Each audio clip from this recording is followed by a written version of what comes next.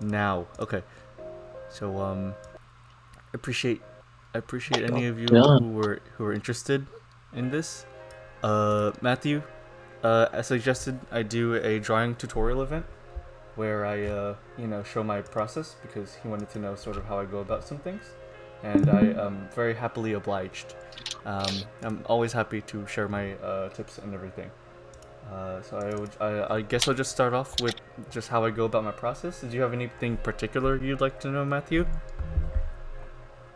Um, I suppose, well, since you're starting out, can you show me how you will do the sketch into the line art, your process? Okay, sounds good. Okay, so let's see. Just for the record, I'll just be using my basic pen. It's just a normal pen, but with like zero anti-aliasing, so it's like very sharp and pixely. That's Okay. just small disclaimer there. If you want, I could send it to you later on. But that's what I'm using. I'm sure it doesn't really matter. Okay, so so starting off with my sketch, I always start going from head down personally. Uh, so it's always a circle. So knowing how to draw like a circle is a really good start. And essentially, if the character is forward facing, you draw a pretty regular looking circle, kind of squished downwards a little. As in, if you were to stretch it upwards, it would be a perfect circle, but it's kind of a squished circle like this. If the character is like from the side, you want to go with a really long circle, a really long oval kind of shape, because that's how like the base of a skull would be. It would be like kind of stretched from the back. So if you were to squish that, it would be a perfect circle. And I usually draw a direction line where the character is facing. So sort of like a cross. So the middle of the character's face will be this line, and the very middle where they're kind of like the bridge of their nose will kind of be like this right here. That's how I go about it. And so for example, I'll use this for my portrait. I'll kind of want them face to yeah, Jedi. Yo, jump.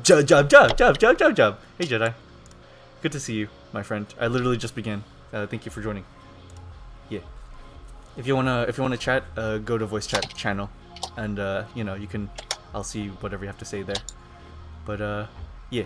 So essentially, you always want to start with a circle, and essentially like I draw this cross as sort of a direction. If the character is looking up, I have it curved like this, since they'll be like kind of looking upwards like this. You see, kind of directs their eyes as the direction which they're looking.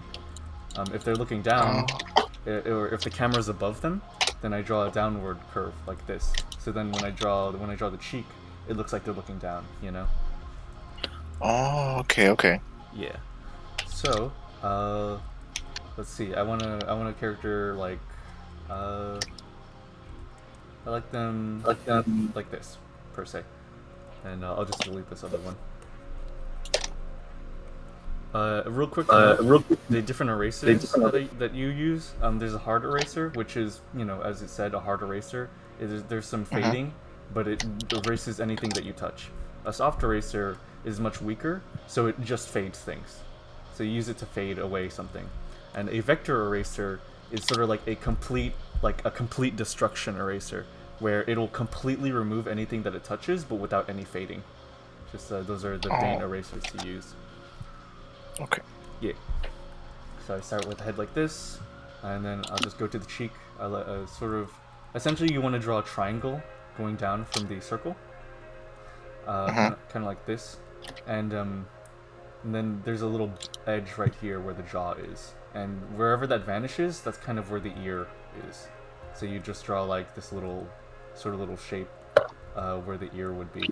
And then you could just adjust it as you draw the face, because the face kind of helps you, figure out where the ear will be.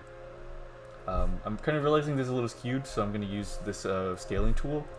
If you hold Control, you can actually scale like this, and that's always very helpful to help when the drawing is very skewed. You see? Yeah. Yeah. Alrighty. So now we have our basic head outline.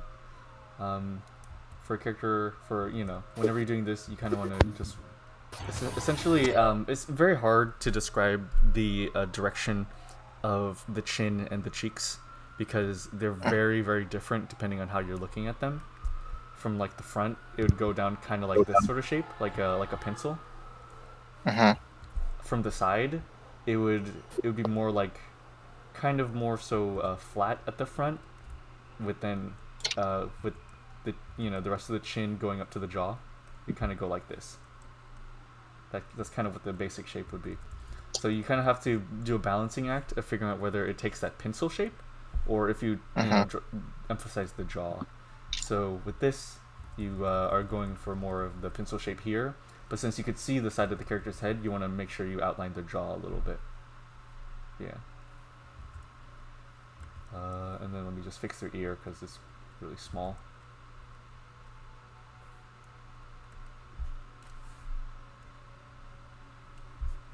Okay. So immediately, to sort of clean up the face, I kind of erase this circle part here that I don't need anymore because it kind of can confuse you from when you first created your circle. So just erase that. And these guidelines, they can get in the way a little bit, so just shorten it down just so you know where the middle of the character's face is, but it won't intrude on your drawing. So kind of like, there we are. So there, so that's how I you go about drawing ahead right off the bat. So Okay. any particular questions so far? No, I like the way you're explaining everything, actually. Okay, I hope so. I'm worried if I'm going too fast or being unclear. Just if you have any questions, do not ever be afraid to interrupt or, just ask, that type of thing. No. Yes, yes. Awesome. Okay, so usually from here, this line right here will essentially allow you to direct where to draw the face. I think a good easy place to start is the mouth, because where the mouth is very open for you to decide. Though usually masculine characters, a good note is to draw the mouth a little higher, because a larger chin is slightly more masculine. Feminine is a bit more flexible, but you could draw it anywhere depending on the character. Like for example, a really downtrodden character could have a mouth like this, and I draw characters like this sometimes, whereas they're sad, their drown goes into their chin. But let's draw like just a smiling character. So just draw the mouth, just a very basic shape to start off, and then you could just go from there. So the middle of the mouth, sometimes you want to leave like a hole like this, because it gives the impression that the lips are meeting and kind of connecting with each other. And then if you want, you could draw like a little extra bit of an opening, because there's a kind of a hole where at the sides of your mouth where there's like a bigger opening kind of. So that's why I kind of drew, have a little bit of a dot at the end here. And yeah, so there's that. And the mouth is a little skewed, so I'm gonna rotate it just a tad. Here we are. Okay.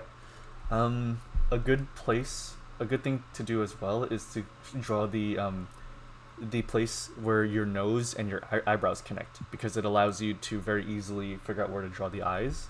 So you want to go like on this cross right here, it's kind of around here. It's kind of around here. So when you draw the eyes, they'll be kind of here, and the eyebrows are always above this ridge line. So the eyebrows would be like right here. Okay. Yeah. So draw the nose and the bridge, and then the nose itself, you can be pretty flexible with it. For my art style, I draw a kind of pronounced nose like this, but many people out there draw like very small noses, like like this or like this. I don't know, but I draw pretty pronounced noses, so mine will go out kind of like this, and I'll draw the nostril like right here per se. Okay, and that's how I get my nose out. And now that we have that, you can also just erase these guidelines a bit more, since the nose can now act as the middle of our face. Alrighty. Let's see what else. Okay, so now the eyes. So I always so there are a few different types of eyes you can do when you're pursuing an anime style. There's the classic top bottom style. So like this, where the eye has only a top and a bottom. There's the top bottom side kind of style, where you draw the top and the bottom, and you draw sort of like the edge right here, so you have a kind of a defining place where they where it begins heading down, and then there's Uh-huh. the 3-line style, where you draw the top, and then you draw the complete line that connects to this bottom one. Okay. Yeah, a good practice as well is to find there's a little pink part of your eye where you kind of see your tear ducts, the pink part of your tear Uh-huh. ducts. A good practice is to like you don't always have to draw it, but a good practice is to imagine where that tear duct will be. Like yeah. There's always like Hmm. this little pink area of the eye where there's like a tear duct. It's always good to think of where that is because it allows you to know where to draw the eye lights essentially. I never thought of it like that. Yeah, yeah. That's what I do. Oh yeah, no, and then there's like the realism style where you draw the entire thing kind of like using kind of a more realistic anatomy. So you draw the Uh-huh. top, but it's more curved, and then kind of connects right here, and then you end it here at the tear duct, like that. Okay. Yeah. So the style is completely up to you. I personally do this style. It's a good balance because essentially the top bottom style allows you to be very expressive, but it's quite minimalistic and it's Uh-huh. more for loose art styles. The 3-line style is for very tight art styles, but it's a Uh-huh. little harder for it to be expressive because there's like more lines to move around and fix, Oh sort of. my god. So this Uh-huh. this is a good balance for me. Again, this is completely up to your preference. It's not like this is how you want to draw your eyes practically. I guess. Yeah. I'll just move this to a different layer. Okay. So okay. So I'll just begin drawing the eye. I usually start with the smaller one. So since this one is further away from the camera, it's going to end up being the smaller one. So I'll do this. So you draw the top line, and for me, I draw that little connecting point right there, with the eyelash, Uh-huh. and then the bottom line, and then there's usually a little bit of you can draw a little bit of the eyelid, and then just draw the eyebrow, and make sure it's above this sort of line, invisible line created by the by the nose here. It's always above that, because if you feel Okay. your eyebrow, it's always on that bone. It's on the upper bone of Mm. your eye. Okay, and then just Yeah. draw your pupil. Usually, if the pupil's very far to the side like this, you kind of draw it thinner. Or sorry, the iris. The iris. If the character is looking over here, and Uh-huh. you want to like move the iris here, you draw it a little thinner. That kind of squished look is a bit helps convey that they're looking to a certain direction. Uh, and then however wherever you draw the iris determines kind of where they look, of course. So I'll draw Uh-huh. I'll draw it right here, and kind of let me adjust the mouth a little bit because I'm kind of realizing the face will probably need a bit more of a different expression. So I'll draw a bit heavier of a smile.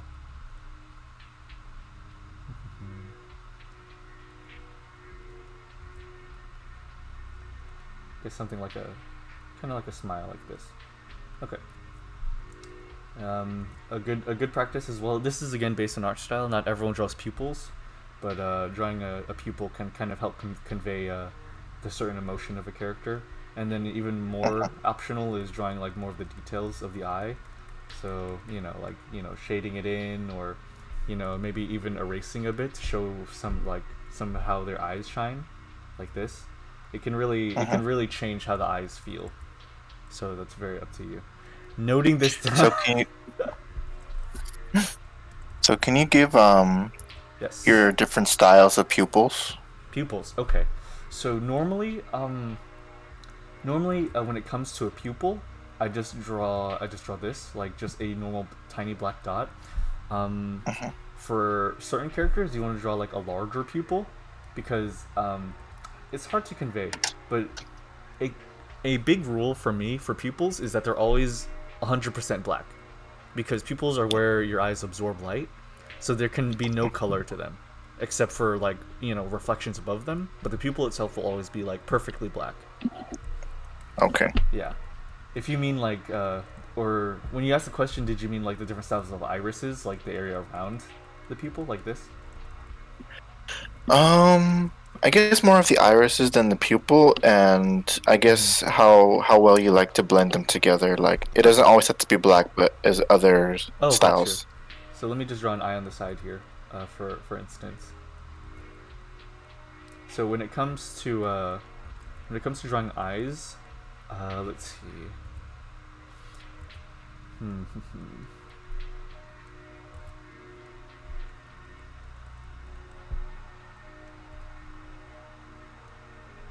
So usually I draw the eyes like this, and I also kind of make it like at the root here at the top where it connects.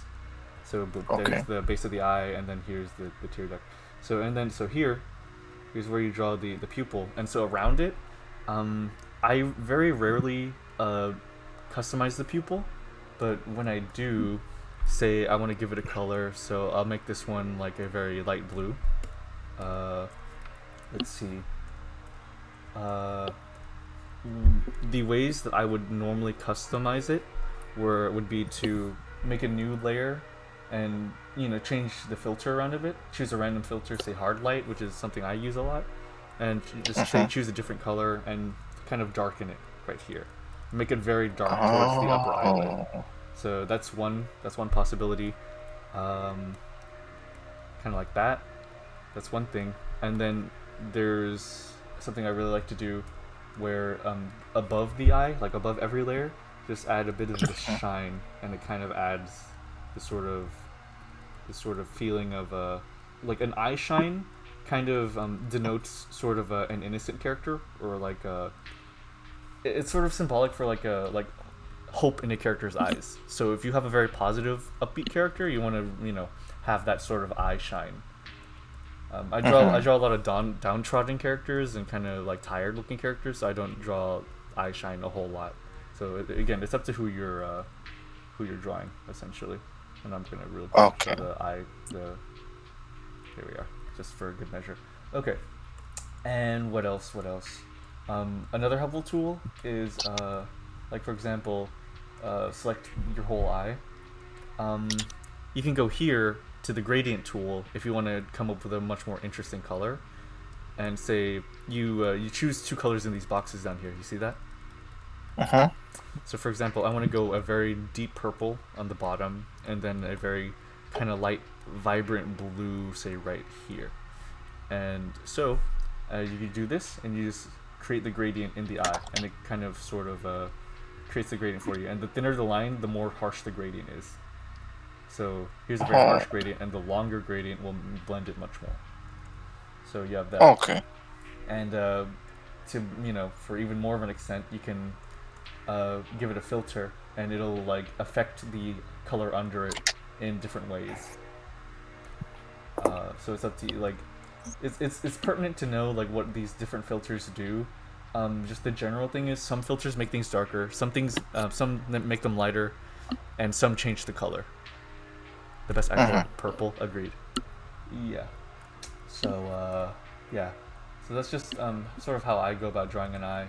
And then even further touch if your character has like special powers or is supernatural in some way. I like to go with say glow dodge, and simply like this is something I do. Glow dodge, pick a color that's very close to white. Depending on what you want, say like red or purple, but I'll go like a light purple here, and then draw over it, and then shade, and your character has like a eye glow now. Let me draw a background to that to relay that a little better. Hmm. Oh, come on. Uh,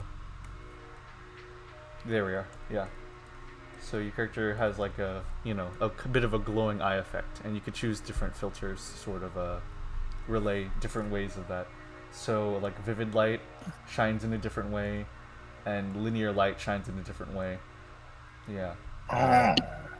Yeah. So essentially, yeah, there's like the good ones for if you want to make things glow are linear light, vivid light, and pin light, as well as color dodge and glow dodge. Those are like for if you want to make something look like it's glowing. Yeah. Mhm. Yeah. So let me stow those away. Boop. Boop. Okay, back to this character. I'm realizing their eye is kind of small, so I'll just use this selection tool and enlarge their eye a bit. So boop. So the scale tool, you can choose it by either like going here and then going to.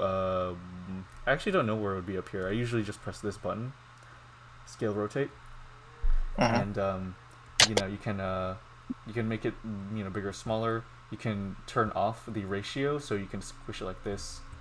And if you hold control, it'll bring up this different arrow where you can scale one of these points at a time. But by default, I just scale like this. So all right, make the eye a little bigger. Okay, let's go with this. Whoops. CSP sure is neat. Yeah, I do think so. It's very good program. Okay, and then let me just define the eye a little bit more. I usually go with thick eyelashes. Thinner eyelashes can look a little uncanny, so thicker eyelashes makes things just look kind of nicer. Again, it's up to art style though. Okay, and I'll do thick brows as well, just for this character. Alrighty. And so this smaller eye, you want to kind of use this as a frame of reference for the larger eye. Hey, yo Jedi, good to see you. So essentially, so imagine this invisible nose bridge here. So think of the nose bridge as being right here. You don't want the eye to be like this close. You kind of want to use this as a frame of reference and have the eye be like right here. You essentially imagine this nose bridge and also look at where the sideburns might be, kind of like right here. And you don't want the eye being too close to either side. It's like equally distant from each. Okay. Yeah. Oop. So just sort of try to match the line thickness on both sides of the face, and just try to replicate that eye on that side onto this side. This is a part that I have some difficulty on as well, especially when it comes to where the irises are pointing. But just try your best to make sure that the eyes feel like they're symmetrical. And then just remember to always flip. Remember to always flip your canvas, and that really can help out when you think things are looking okay. It'll really help you point out to yourself like if something's like not looking good. Okay, and then let me kind of thin down the eyelashes just a bit. I think the pen I'm using is slightly thicker than I'm used to, so let me fix that. Making some mistakes or setting yourself back a little bit while drawing is never anything wrong with that.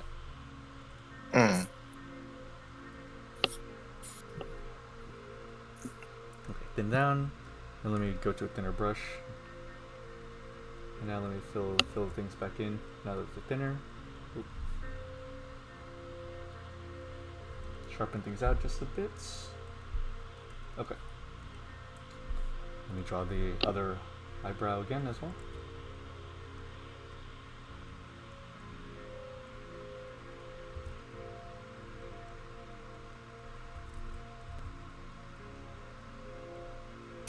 Try to again get that relatively symmetrical.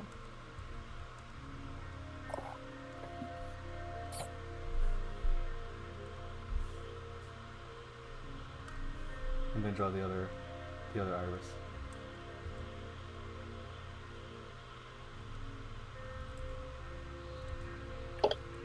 Okay, and this iris, since it's closer to looking at the camera, you want to make sure it's like a perfect circle. Okay. Okay, so when I zoom back, I see that this eye is a little too tall, so let me squish it down a little.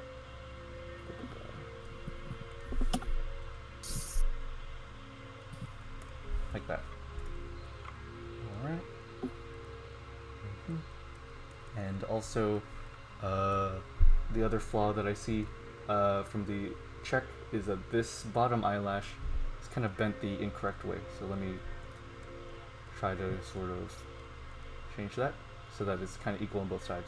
this plus sign that you see right here, this is where this is around which your whenever you like rotate an object, it's around which like it rotates. So when it rotates over there, or like when you put it over there, it rotates around that. But when you put it in the middle right here, it'll rotate on its axis. So that's it. That's an important thing to know. Yeah. And other issue, yeah, the eyes can be a little tricky. Other issue, this eye is a little too close. And now the final issue I can see is that both eyes are a little too tall onto the face. So I'm gonna move them as well as the nose down just a bit. Oop. There we are. That looks much better. Oh yes. There we go. Okay, so now the face itself is done. We can move on to some other aspects now. So it's a good practice to draw the kind of draw the hairline as well as the sideburns, just to know where the hair will begin and end.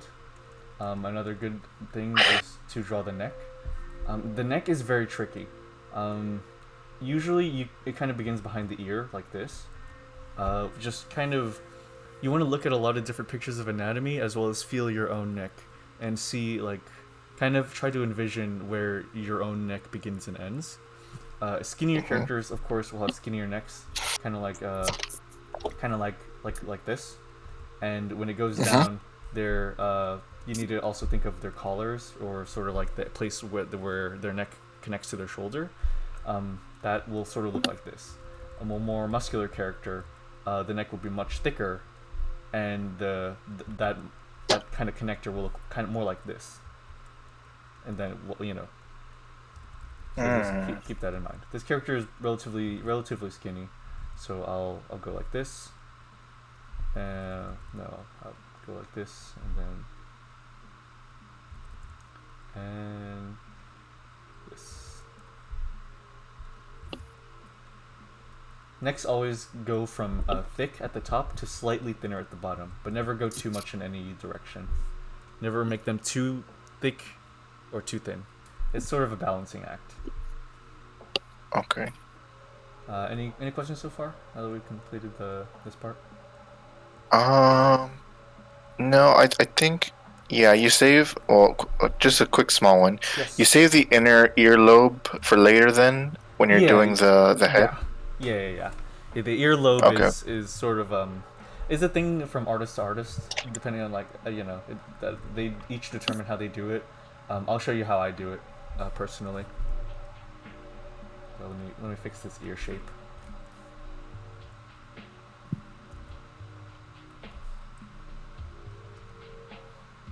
And let me draw a bit more of the mouth. Sometimes characters will have, you know, have lips, and depending on how thick they are, just, you know, depicted in that particular way. So.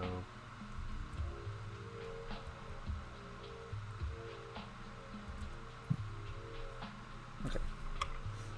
All right. Okay. Yeah. Let me move to the earlobe. So the ear is sort of, it is one of the most complicated shapes on your body to draw. So it's up to you how complicated you want it to look. The ear itself, always think of it as the top of your ear matching with your eyes and the bottom of the ear matching with your mouth.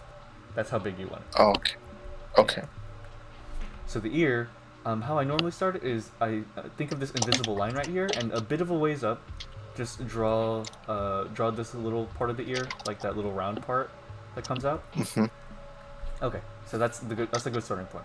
So then I go up from there, and maybe there's a bit of a bump, so there, and then when I reach the corner, I round it out and kind of bring out another bump here, and this is where you can honestly stop, and then the whole of the ear I draw right there. Sometimes there's more complicated shapes, like me personally, I draw like,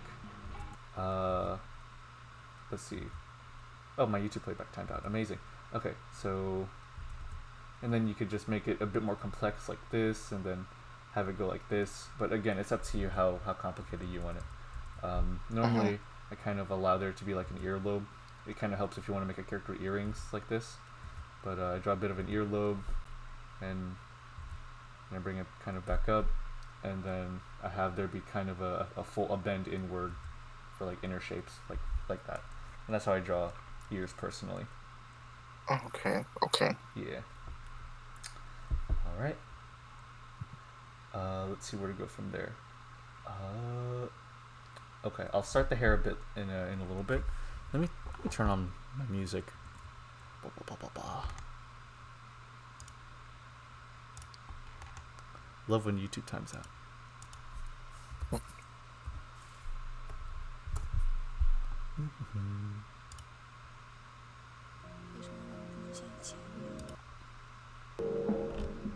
Okay, much better.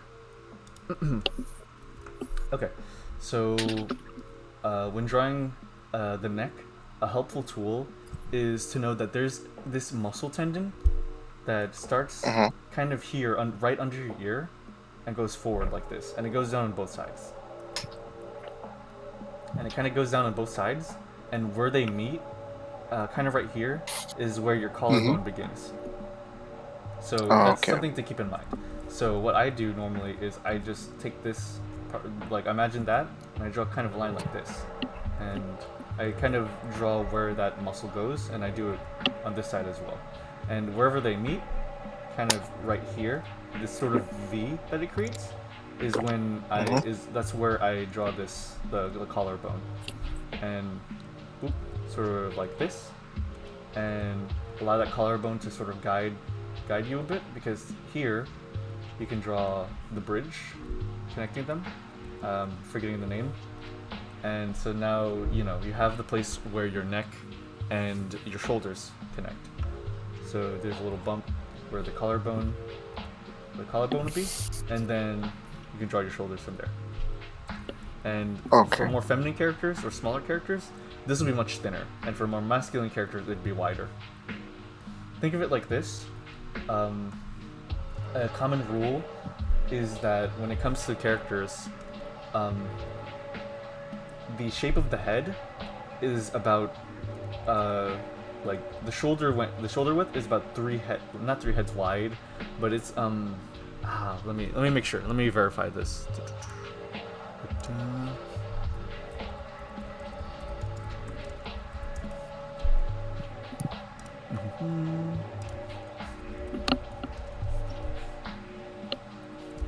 Artists often measure yeah, there we are.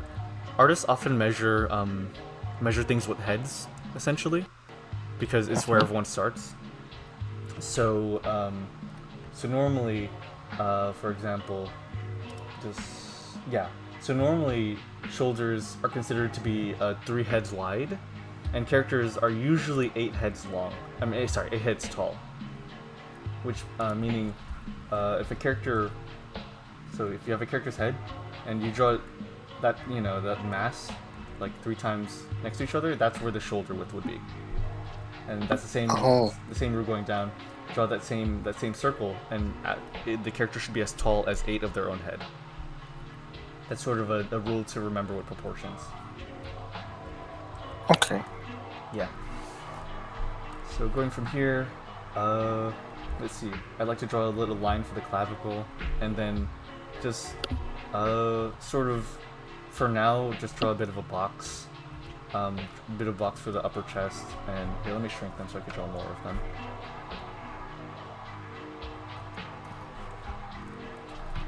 Okay, bit of a box for the upper chest, and then let's see, and then from there, draw the waist, and then the hips, and this is a good layout for the body going forward. We'll come back to that. I'm gonna fix the eyebrows. I kind of hate these eyebrows, actually.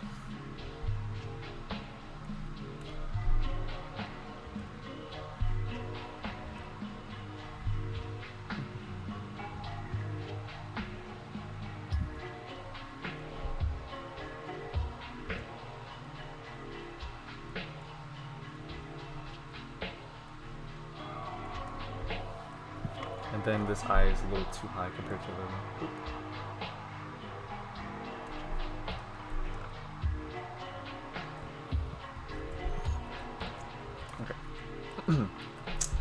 Alrighty. So when it comes to hair, so this is one of the good reasons why you should draw the entire head. It allows you to know how thick the hair should be coming off of the head. So when it comes to hair, I usually like to make a new layer for it, just so I can differentiate it, to make it a new layer. And so this button right here, you can change it into a color, a specific color, so no matter what color you have on, it will always draw on that color. So even if I have purple selected, if I have blue selected here, it will still always draw blue. Oh, okay. Yeah, it's good for marking the certain color of a layer and not, preventing confusion. So let's see, what kind of hairstyle? Okay, I think I got it. So for example, it's good to imagine hair in a few different layers. So you have a front layer which covers the character's face, and then this back layer right here, where it's the back of their head, and then sometimes there's like side hair where that goes down here. So I'll start with just a kind of a straight cut like this. Hair is something that's a bit harder to teach how to draw because every character has different hair and every artist draws hair in a different way. But usually I usually like to start with big strands and kind of add on details after that. So let's see. Actually, I don't want to do that. Let me draw like normal strands like this.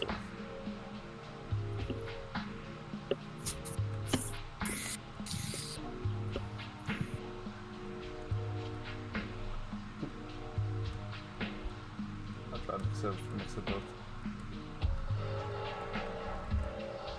Okay, so I always start with the bangs personally, and allow it to loop up to the top and connect at a certain point, sort of like this. And then have it be here as well. Alright, and then draw the back hair. So let's see, for example, this character I want to give them braided twin tails. So they'll have like two hair segments in half, sort of like this, and kind of just have the hair follow that outline of their skull, but puffed out a little bit.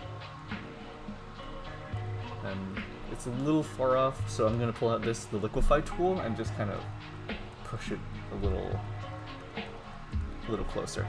That should be good. And if it helps, I kind of like to make another layer, turn it white, and have it color the area underneath, so that you can only see the hair layer. That kind of helps you, see how the character looks without all the clutter. So that looks pretty okay. Look at it. Handsome, cute face. Yeah. Alright. Let me see. And this isn't pertinent to the tutorial. Let me just really quickly draw freckles. So in Clip Studio, you're able to create different brush sets. I'm not very knowledgeable in the entire process yet. I've mainly just taken free brush sets and edited them to my taste. But it's very helpful if you need to draw a certain thing a lot, and a certain brush can really help you in that way. For example, I have this brush that just lets me really quickly draw freckles, essentially. So a very quick one-stroke brush. Yeah, it essentially like creates dots in a like completely random fashion. Yeah. So otherwise, you can draw, like things like freckles manually. It'll just take a bit more time.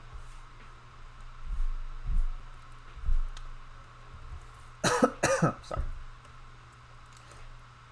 Facial accessories, say glasses, are also something that you should draw on a separate layer. Glasses is one of the best things, one of the best examples of why you should draw on a certain layer, because for example, let's draw just very basic ones like this, and then so like this right here. So let's say you have these glasses, and you say, "Oh crap, that's a little too that's a little too close to the face, or a little too low, or a little too high." If you would have drawn it on the same layer, it would have caused you an issue, because then you would have to be very careful and meticulously selecting it like this and not touching the face. But now that you have it on a different layer, you can just move it up and down wherever you want on the character, as well as size adjust it. So if you want like taller glasses or just larger glasses, boom, there you have it. So I'm realizing I kind of want taller glasses, and I want them to be a bit more wide like this. So there we are. And then just let that be like that. And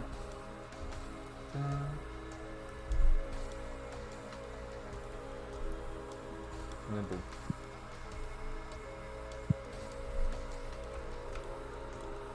Okay. So, back down to the hair. I'll just really quickly draw this.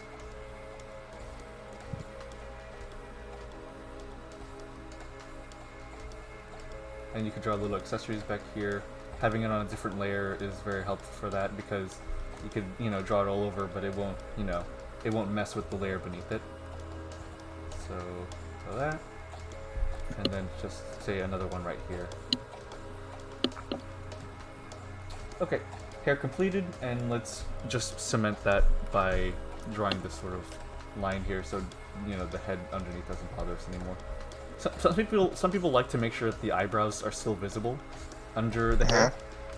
That's completely up to you. It's a complete artistic decision. And I guess I want to draw like side hair, so a bit more down here. And maybe say some people even draw like under the ear hair, where it's like hair coming from behind the head. So I'll go with that as well. Okay. Okay. So I'm really unsatisfied with how the body looks, so let me really quickly readjust the ear position. I mean the neck position. So, for example, say you're really kind of not happy with where the head is facing, you can go over here and make sure you select everything, and you can just scale everything all at once. They kind of bundle it all together. Oh, Yeah. okay. And I'm again realizing the head's a little skewed, so a bit more editing with this tool. Kind of scrunch it in a little bit. Boom. And apply. There we are. Okay. And really quickly, let me draw the ear, the neck again. Down.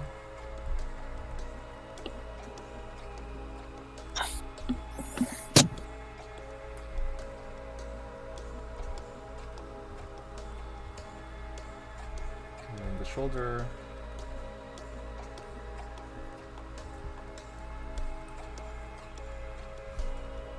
Okay, so the body, again, it's good to envision it sort of as like a box, like this. And also a bit of an indentation outward where the shoulder is, where your arm would be. So that's how I normally envision that. So kind of think of it like that. And then another part for the shoulder here. Kind of imagine you're drawing a doll, and then you'll slowly begin turning that doll into a person. Another good practice is to draw this where the ribcage would be, kind of envisioning the ribcage, and that will help you draw the upper torso, because that's where the ribs, that's where the torso begins turning into the abs. So kind of this is kind of where the abs will be. This is sort of the hips, and then from there you can draw waist, and let's see, move this just a tad. So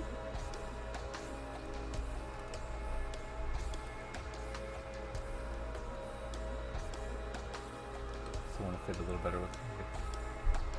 And I'm realizing the body's a little too small, so I'll largen it a little bit.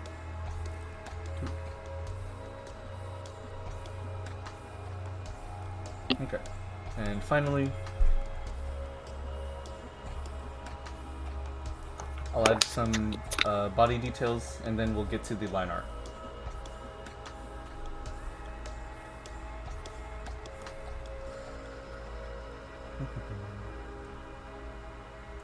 There we go. Let me save this. Oop. Remember to save normally. Clip Studio Paint has an autosave feature, and it's good to have that on. It'll recover data if your thing crashes or if you close it somehow by accident. It'll recover the data, but don't rely on it. You always want to press the save button as many times as possible. Okay. Okay, going from here, drawing the arms, start with the shoulder. Again, very muscular characters have larger shoulders, smaller, meeker characters will have more slopey shoulders that go downwards. The elbows will always sort of be where the rib cage ends, so it'll sort of be like here, where the arm the first arm segment will go, and then continuing down like this. Wherever the character's crotch is, the crotch isn't in the shot, but your hand or your arm should be long enough to where when it's completely straight out, your character can cover their crotch. If your hand goes below the crotch, or if it isn't long enough to cover it, then that means that your character's arm is either too long or too short. That's a good thing to remember.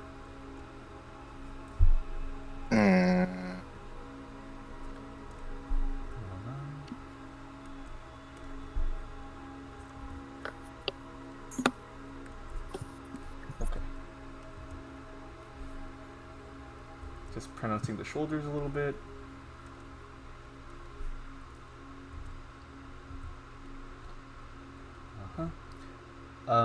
Let's see. Okay, so the breast area, is good to know. The shoulders and the breasts are always a connective deal. They're always like, they're always one with each other. So when you have a male character, let's say this and his shoulders will always feed into his pectorals, like so. So here's the shoulder, and it'll always transition into where his pectorals will be. So they will always be connected to each other, like so. So here's his shoulder. It will always feed into the male breast, and then there'd be the armpit, and then that's that's the rest of the body.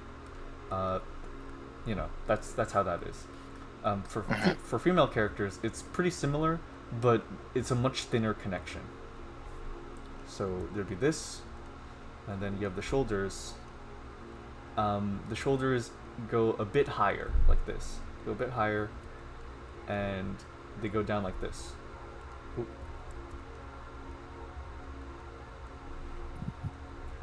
Go down like this, and then this is where it would transition to the breast. There's more of a pinch. There's more of a pinch. So let's see. So here's the shoulder, and then there's that little transition right here, where it becomes the breast. Same here. So the transition right here is much thinner, and then it goes into the breast. So the way you draw your shoulder is always connected to how you draw the breasts, and both are very vital to drawing the torso of a character. Excuse me. Okay. So let's see. Let me just sort of clean up the arm a little bit.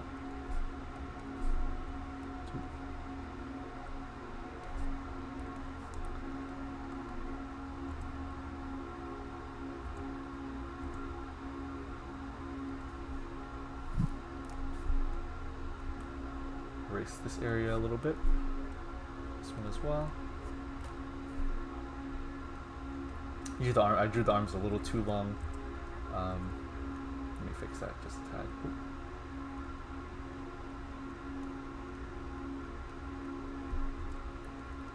There we are. Okay, so you kind of want to follow the entire thing with the shoulders like this, and then the little pinch since it's a female character, and then breast, and then it squishes along the body here, and the breast that's closer to the camera is a bit harder to draw. It's much more of a circle shape. So just breasts are kind of their own thing. You could have an entire talk about drawing breasts. They're very complicated. They're very hard to get right. It's sort of a thing that you have to just keep on doing, and kind of master it over time. Because unlike muscles that have a defined muscular determined shape, breasts are made entirely of fat. So their shape is highly dictated by the clothing the character's wearing, and the body mass of the rest of the body, and where the arms are. So it's sort of its own balancing act. So Okay. that's something that comes with time and practice, essentially. So let me just decide the breast will come there. Okay. And then you could just begin erasing that sketching underneath, that rib cage. You don't need that anymore. If you want, you can save it in a different layer, but for the purposes of this I don't really need to. All right.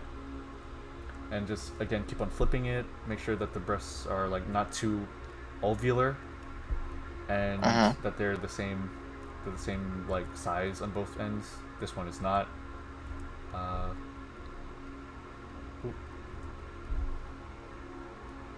Okay, there we are. That's a little better. Okay. So this should be pretty good, and then I'll just draw I'm not gonna give her pure true clothing, because that's not the point of this. So I'll just draw details on this bodysuit essentially. So I guess some gloves here. Let's see. And say some sort of metal plating here, or I guess sockets here, gants or something. And then again, this is just me drawing things to have in the line art. Yes. Okay, so say this is our sketch. This is sort of your time to a sketch can be very loose. The more and more you get comfortable with doing art, the more loose you can have your sketch be. Practicing your line art is key, and it's good to remember that you shouldn't take too long on your sketch, because the more you get eaten away at the sketch, it can really begin to contribute to fatigue. So when you get to your line art, it could be really tiring for you. So think of sketching more as a guide, because eventually it's going to be drawn over by your line art. So this is your final pass to sort of look over everything, make sure you're happy with the proportions. Say for example, oh wow, the head is too small. Let me just select everything here, right here, and this is sort of your pass to sort of edit everything. So again, select everything here, and select your stuff here. Boop. And then head is too big, just sort of adjust it a bit.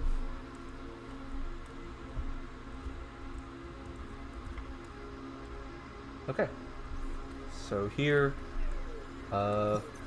just move it around where you're more comfortable. Okay, so here we can begin our line art. So take this layer. So line art is normally in black, but you can choose other colors. But I say black because it's just a good sharp color to remember. It's again up to you entirely what you're trying to draw. Yes. Use this bar over here to change the opacity. And even better, you can also change the color to have it be different, so that it's easier to easier to keep track of like what is not the line art. And you can do that for all your layers. Just make it a little more opaque. Okay, here we are. So you now want to create a new layer, entirely new layer. So up to now we've been working on raster layers. Raster layers are control. Yeah. Raster layers are good for about everything. They're good for sketching. They're also good for line art. They're good for coloring. But vector layer is special to Clip Studio and made specifically for line art. Oh, give me a sec.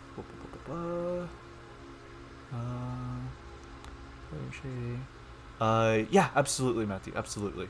Yes, I'm completely done with that. That's actually that's good for my timing, actually. Yeah. Okay. Yeah. Okay. Yeah. So you want to create a new layer called a vector layer. So right here you'll see these two. So this one will create a raster layer. This one will create a vector layer. It has a cube in it, and you know a layer is a vector layer when it has a cube in it.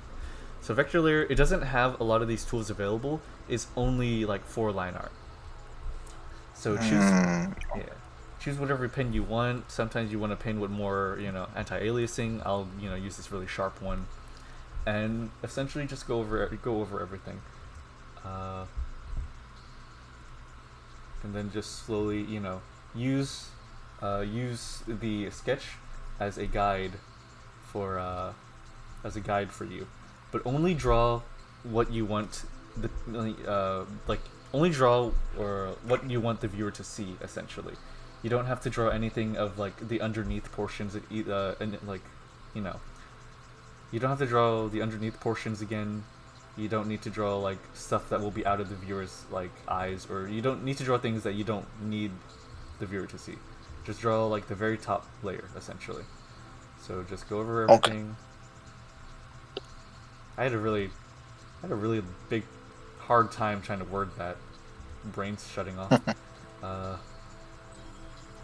Okay, and then just begin going over everything. Nostril. Just begin drawing the eye here. The eye is a very central part of the face, so prioritizing it is often a good thing to do.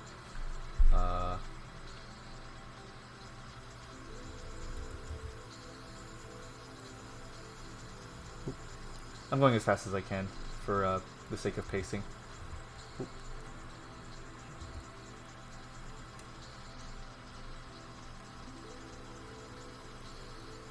Essentially just try to be directed by your sketch. If you want different versions of your drawing, like your character with different facial expressions, it's good practice to draw the face itself on a different layer. So for example, so I have my character's face right here. And I'm like, oh man, I want a different version. A good thing to do is to just select the face and move it to a different layer, like this. So then now you can just remove the face and then draw a new one, essentially. Oh, okay. Yeah. So one of the big things about vector layers, one of the big important things, is this tool, the object tool. It's a thing clicking on a box. When you have this, it'll allow you to individually edit every single line in a vector layer. So like this. Because you see, take this vector line, and then take this raster line. They both look very similar, but whenever I take the raster line and scale it up, say a lot, it begins getting very blurry, because the raster line is just an image. That's what that is. But the vector line, I can use this, tool, and whenever I increase it, if the thing would, there we are. I can increase it and increase it infinitely, but the line will stay a line. The vector line is a calculation, not a picture. So when you edit it, it will keep its properties as a line. And you see it's not getting thicker or blurry, because it's keeping its information as a line. So that's one of the big important things to consider when using a vector line. Oh, okay. It's a very special sort of thing, and even when you even when you actually use normal scaling, you see it still stays really sharp. Because these are meant to be edited. These are meant to be changed and altered since they're line art. So just an important thing to keep in mind, and one of the reasons that people use vector. Many people use Clipsito for years and just completely ignore the vector lines because they think it's complicated. It's a tool to help you, so it's something that I highly recommend that you try to implement. Alright, edit this, and I'll continue going about the line art procedure.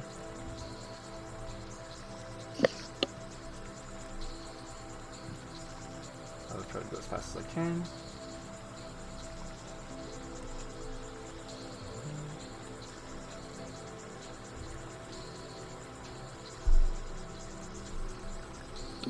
Okay, now go to the ear.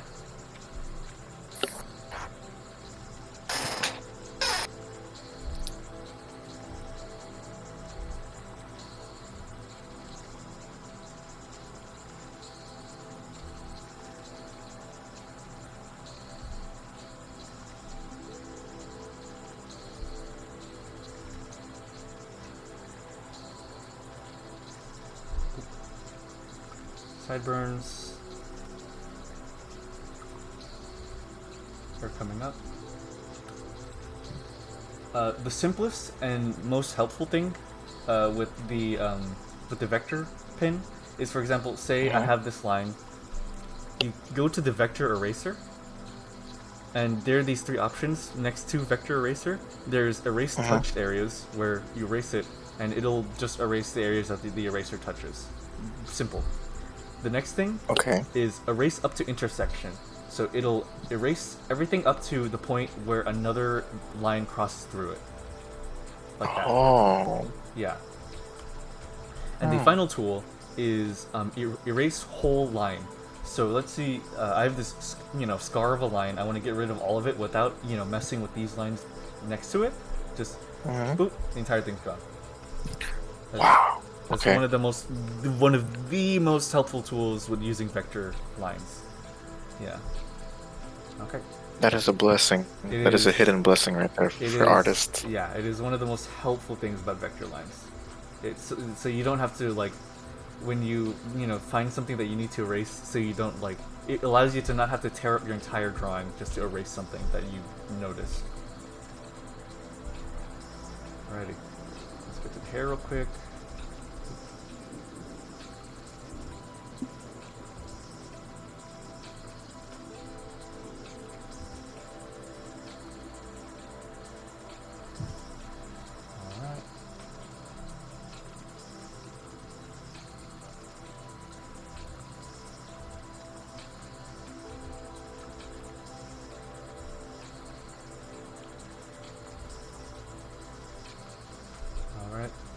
Again, keep on just letting the sketch guide you. Most of the thinking happens when you're sketching. Whenever you're onto this line art, you're kind of just following this blueprint you set up for yourself. And essentially just sort of making sure that things are looking okay. That this is you essentially refining your sketch. Okay. Yeah.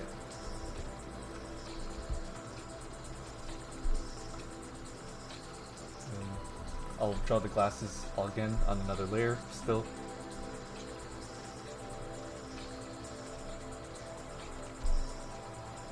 So for your ideal style, do you prefer to have the glasses in a separate color tone? How do you mean like how right now we're doing the line art in black and the glasses for the rough sketch was in cyan color. Oh yeah. I made it cyan just so I could differentiate the color from the other line art. Just so I can remind myself that I'm drawing on a different layer. But whenever actually drawing it, you can color it whatever you want. Like here, let me complete it and I can show you what I mean. And then actually this time, since I didn't do in the sketch, I'll do it this time. I'll actually draw the rims of the glasses.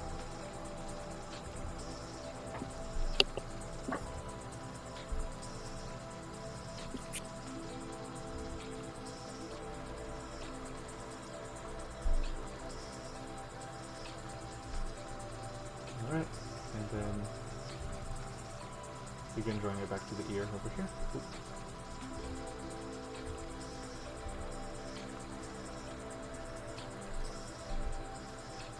Okay, there we are. Alright, and then do you drawing face here?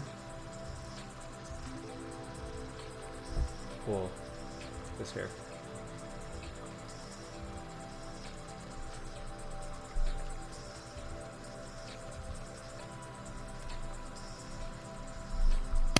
Wait. Okay. Then just draw the hair up here.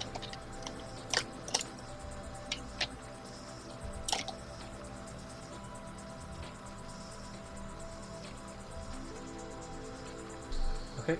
This is a good time to check and see Where? how your line art's doing. So just remove everything and yeah, it's looking pretty okay. So now, since I have completely drawn the glasses, I can remove the sketch layer for that. And I can keep going. Oop. So the hair back here. And then the braids. Ties. And then just keep going.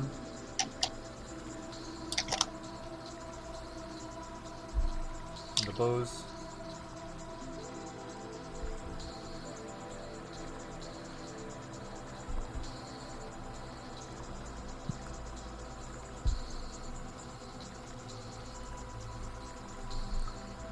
Over here as well.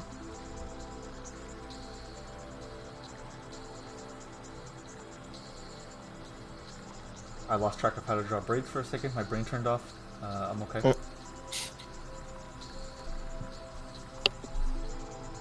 see, clean up that line. Okay, and then back down to the neck. I drew the neck area very loosely, so this is my opportunity to refine it. So, right here. Draw the bone that's going down. And then here. Okay, now back to drawing the collarbone. The connection point. The collarbone bump. And then the actual shoulder. Oop. And they're a little slopey, so I'm going to refine them a bit like that. Okay, now the hair's been completely drawn. I can remove the hair layer. Another good practice I have been neglecting since I'm trying for speed is to name all your layers. Like, name them different things by, clicking here and just naming them different things. Another good thing to do is if you have a bunch of layers that are, here, how about this? Let's say, so take these glasses. Let's say I colored them in. Let me say, let's say I color them a random color, like blue. I color them blue, like so. I'll just do it very messily. So let's say I have these blue glasses, and I want to be able to have an optional version without the glasses. So what I need to do, or something that can help me determine what I need to remove or show at the same time, is I can go here and I can label them with a color. And so there, now it shows me the those two layers. This is kind of just like a highlighter. It highlights like different layers for you. So now I can look and see these, and I'm like, oh, these layers are both blue, and I designated blue for my glasses. So I just removed those two, and boom. It just helps you designate things a little. Yeah. Okay, back to this. Realizing the rim here is a little messy, so I'll just I'll go back to my vector eraser and take care of that.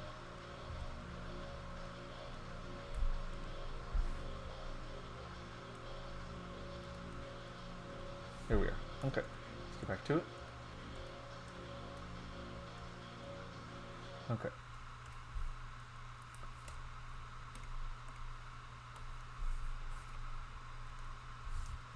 Where am I? There we are. Okay. Okay, I draw the... Okay, so this, where it connects to the shoulder, pinch of the breast, then follow the loop for the breast. here it's good practice to always like to draw the line and then turn off the sketch layer or like hide it to make sure that you're drawing like a nice looking curve, because sometimes you can think you're drawing a nice line but you remove the sketch and it looks horrible. So this looks okay. And then same for here.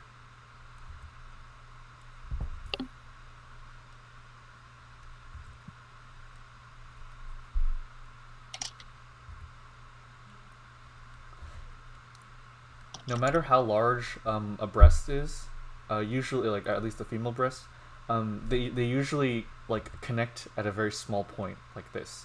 So you want to make sure that you like draw it like connecting kind of high up. Whenever you draw a breast, you don't want it like connecting at the bottom point sorry, auto saving. You don't want it like connecting like this where it comes back down. That doesn't look good, you know. Okay. Yeah.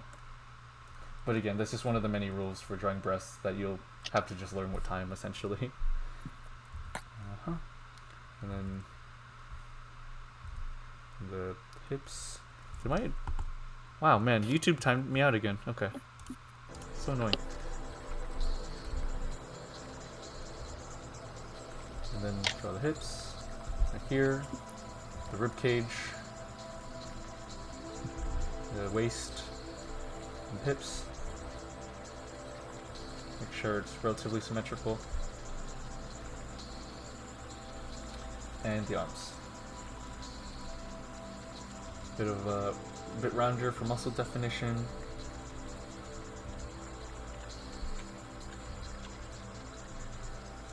Have this indentation here where the elbow begins. Puff out because the forearm has a bit of a muscle towards the top part of it, and then pinch it where it approaches the wrist. And this is kind of where the hand would begin, so it kind of begin jutting it out like this. Alright, and since this one's more hidden, just do the same, just, you know. Oop.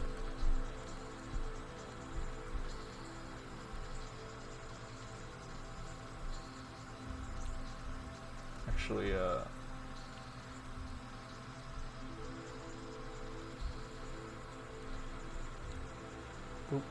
And then the little wrist bone, and then the hand. And this.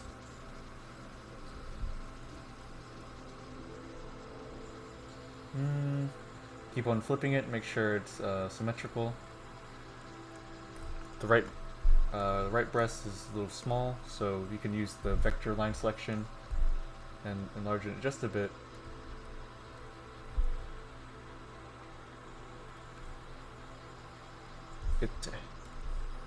Oop. And then erase.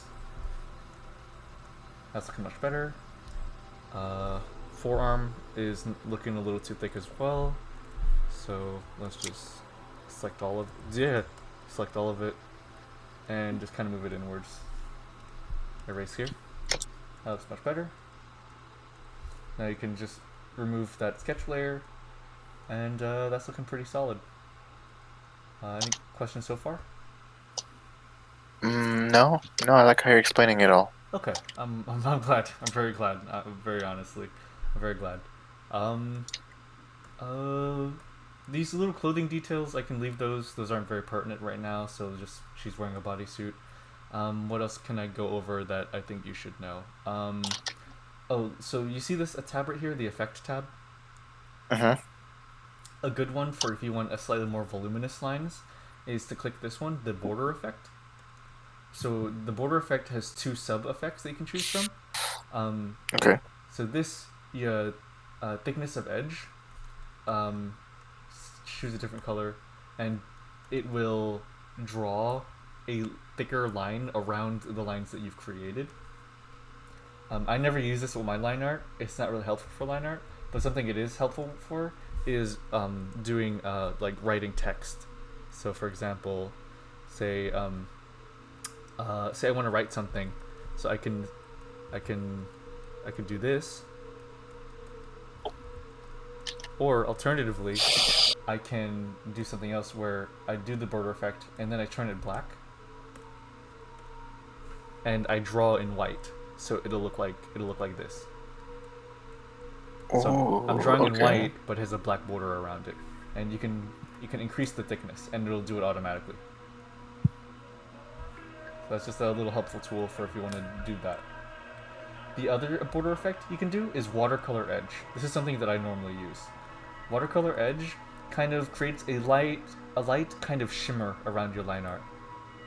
So you see there's a bit of a bit of a watercolor sort of blur going around it. I can turn it Yes. back on and off. And you're able to adjust the options, so lessen the range, lessen the opacity, it becomes much more subtle and less heavy. And if you don't like it, you can just turn it off.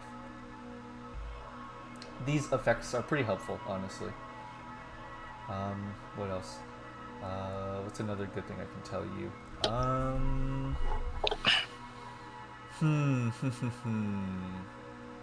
Oh yeah. Down here, this very bottom stuff right here is stuff that allows you to edit vector lines specifically. Control point allows you to see all the points on any vector line that you've drawn, so you could just automatically, like, you know, just pinch and pull it around and, you know, edit it like that. It's very helpful. Pinch vector line allows you to do that, but just slightly more automatically. It's a bit quicker, a quicker adjustment, essentially. Simplify vector line, I don't use this that much. It's a pretty niche tool. I can't really pinpoint a specific effect that it has. I guess it just simplifies it. I don't know. Does it clean up the edges, or? Oh yeah, let me see. Like, I don't know, actually. I don't know what it does. How about this? No, I have zero clue, actually. Yeah, I don't know. Connect vector line. Connect vector line. So if you have these two separate vector lines, you can do this, and it connects them. Okay. Yeah. So it'll essentially say I erase this line. If I erase this line, it'll erase that line, and if I erase this one, it'll be that own line. But if I connect them with the connect tool, and then I erase it, it'll consider them one whole vector line. Okay. Correct vector line width is the most helpful tool to me personally out of all these. It is this green brush essentially, and essentially you can thicken, narrow, and then just a lot of these, and essentially it allows you to automatically like edit the width of a line. So let's say thicken by 0.7, go over here, and boom, it's slightly thicker. And if I want to edit everything, yeah. What's up? No, I was gonna say, like, can you try it on the arms, like the lower halves of the arms? Yeah. So thicken, like, let's see. If I keep on going, it'll keep on making it thicker and thicker. Okay. So would you use that line or this effect for more of, like, the masculine characters you make? Let's see. Wait, something's loading. Give me a second. Thick lines and thin lines is less of determined by masculinity and more of just your art style. More cartoonish art styles will have much thicker lines, essentially. Oh, okay. I guess I was pointing it out as, like, your preferred, like, if you work on it more with the arms or, like, the upper neck or, you know, the hair. Yeah. I get you. Line thickness is ultimately up to you and your art style. It's another thing that's simply just determined by what kind of art style you're pursuing, essentially. Okay. So if you're more stylized, you want thicker lines, and if you're more realistic, you want thinner lines. Oh, okay. So the same thing would apply for narrowing lines. So if these are too thick for me, I could just slowly go over it and just thin them down. And boom, the lines are thin now. Thin. Yeah. So, yeah. I'll go for a bit of an in-between. I like this. Redraw is essentially like, it literally allows you to just redraw how the line goes. So you go like this and boom, like that. Or whoosh, like that. Huh. It's a bit of a weirder tool, but, you know, it has its purpose. And redraw vector line width. This works similarly as correct line width, except it only affects, like, where you draw over. Like, there you are, like that, you know? Yeah.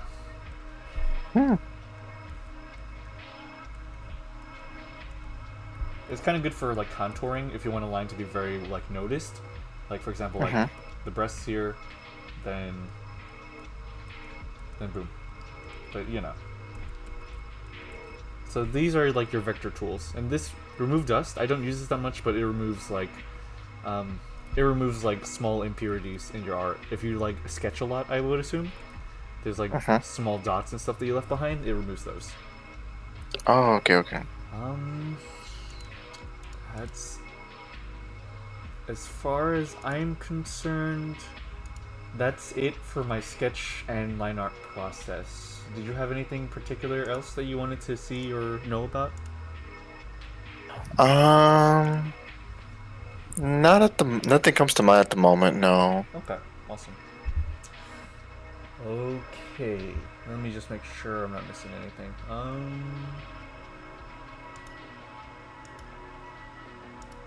Okay. Well, I believe that concludes it. That's my process for sketching and performing line art on my own characters, and I hope I was able to help you out a bit. Yes, very much. Awesome. Yeah. Good job. Thank you. Appreciate it. Appreciate it very much. Yeah. Alrighty. So let's just doot. Okay. Sweet. And also remember to save. Thank you, Neutral. Thank you guys for being so considerate and letting me talk about this. I really appreciate that, you guys. Sorry for taking up this call for about an hour. Who we call him? Ghostbusters. Ba-da-ba. Alrighty. I feel like there's one more other thing that. Oh well. If it comes to mind, I'll let you know. If you ever need any other help, Matthew or whoever else, for that matter, then just let me know, and I will be happy to oblige, and give you any tips. I'm far from being a master, but I'm always happy to help if you like want any words from a fellow artist or person that draws Among Us. Thank you, Jedi. Boogie. Alrighty, I guess with that, I'll end this recording. Last words from anyone else? 10, 9, And the 8, next one. 7, 6, yeah. I'm ready for the next one. 5, 4, 3, 2. Yeah, me too. 1, end of recording.